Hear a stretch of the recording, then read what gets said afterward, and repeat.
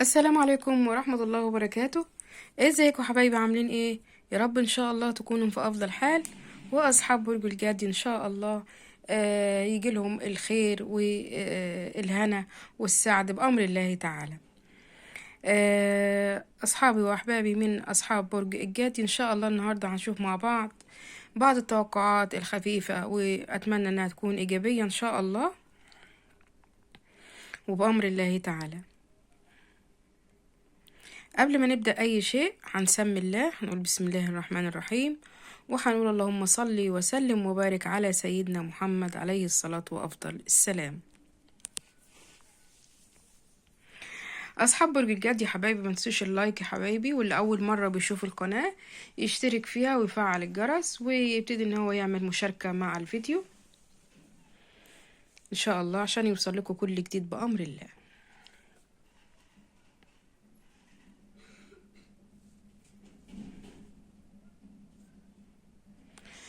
برج الجدي،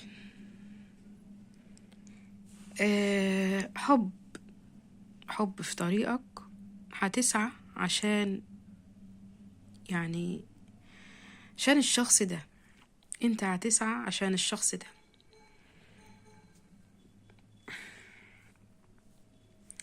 آه يمكن هو يكون مثلا من برج ناري، ممكن حبيبك من برج ناري،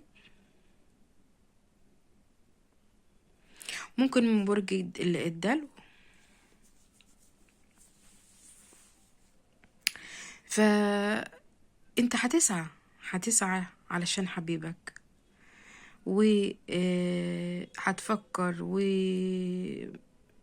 وهتسهر وهتتمنى قربه. عندك اوقات سعيدة جدا معاه بأمر الله.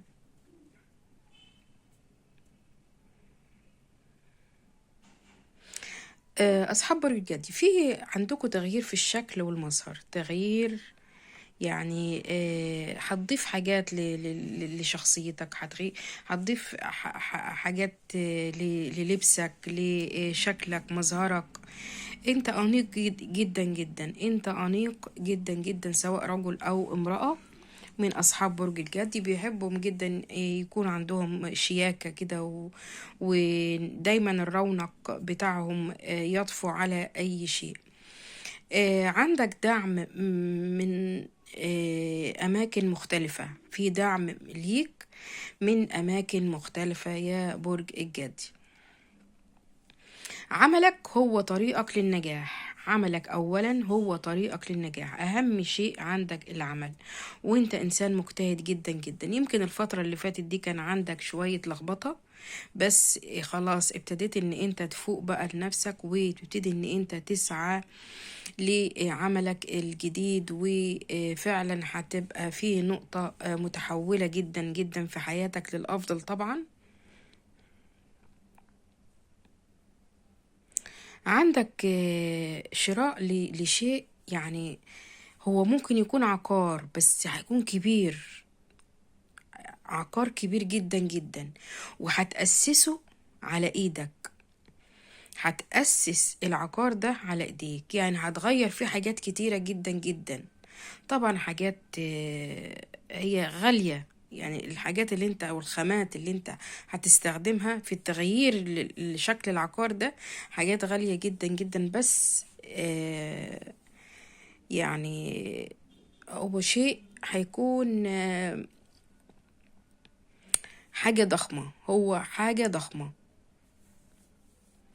بصوا أصحاب برج الجدي، بلاش اندفاع في ردودك عشان ما تزعلش، عشان في ناس غالية عليك بتزعل من ردودك. انت عندك الرد السريع، عندك الرد السريع، بلاش الرد السريع للناس كلها، يعني خلي كده ايه، ناس يكونوا اللي هم العزاز عليك والعزاز على قلبك علشان ما يزعلوش منك.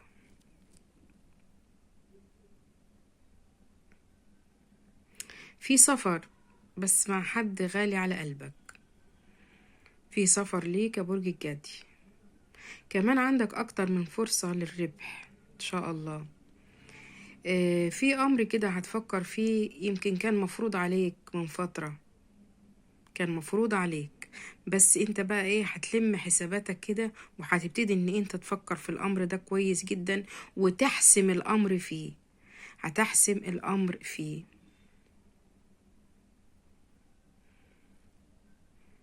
انت الايام ديت على استعداد، على استعداد لأي شيء. يعني انت عندك استعداد كده لأمور انت ما كنتش بتفكر فيها، بس الأيام دي عندك استعداد ليها. عندك فرحة ان شاء الله بأمر الله كبيرة جدا جدا جدا جدا، كنت انت مستنيها، كنت انت مستنيها. في وضع مالي كان تعبك، بس خلاص ان شاء الله كل الأمور هتتحل بأمر الله. لو بصينا بقى للصحة ونظرنا للصحة، هنشوف عندك أرق شديد، وعندك وجع ناحية الصدر، يمكن اللي هو الشمال، ماشي، الناحية اللي هي الشمال دي يعني فيها كده وجع وألم، فيها بيجيلك كل فترة. عندك كمان تعليق زينة في دارك، تعليق زينة كمان، هتعلق زينة كده وهتبقى سعيد، هتبقى سعيد ومنبهر بالشيء ده. في عندك مكسب لقضية، قضية مهمة جدا جدا، إن شاء الله المكسب ليك بأمر الله. في حروف ظاهرة، حروف ظاهرة، عين، الكاف، الف، الر،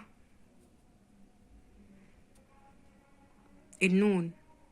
الحروف دي مهمة جدا في حياتك، مهمة جدا في حياتك. بصوا عندكم يعني في عطل في شيء عندك، يمكن يكون عطل مثلا سيارة، جهاز كهربائي غالي جدا. يعني خلي بالك بقى، في حد بيزورك، بس يعني بالبلدي كده نقدر نقول ان هو عينه وحشة عليك. في حد بيزورك كده كل فترة، بس بيديك حسد على طول، عينيه كده مش مريحة. انت كمان يعني مش بتحب تشوف الشخص ده، ولكن متغصب، يعني متغصب على نفسك في ان انت الشخص ده ان انت تشوفه.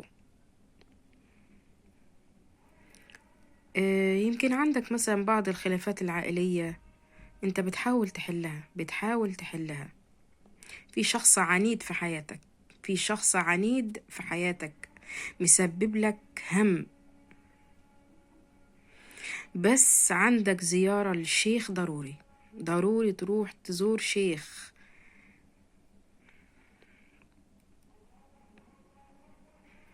كمان عندكم أصحاب برج الجدي، عندكم تجمع مم، مع أصدقاء يمكن من زمن ما شفتهمش.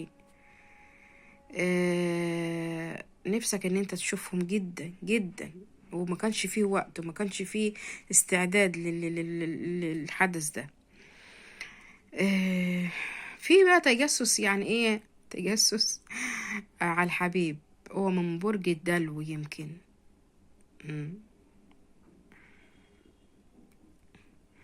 انتظر يعني انتظر مكالمة، يمكن اتأجلت أكتر من مرة، بس المكالمة دي هتكون إن شاء الله بشهر فبراير بأمر الله. يمكن 15 فبراير شهر 2 هتكون عندك مكالمة مهمة جدا جدا يا صاحب برج الجدي. والمكالمة ديت هتكون فيها تحديد لشيء مهم جدا جدا جدا في حياتك. اصحاب برج الجدي يا حبايبي، اتمنى ان انتم ما تنسوش اللايك. لاول مره بيشوف القناه يبتدي ان هو يشترك فيها، يا ريت تفعلوا الفيديو كده وتدعموه، واتمنى لكم كل الخير وكل السعاده.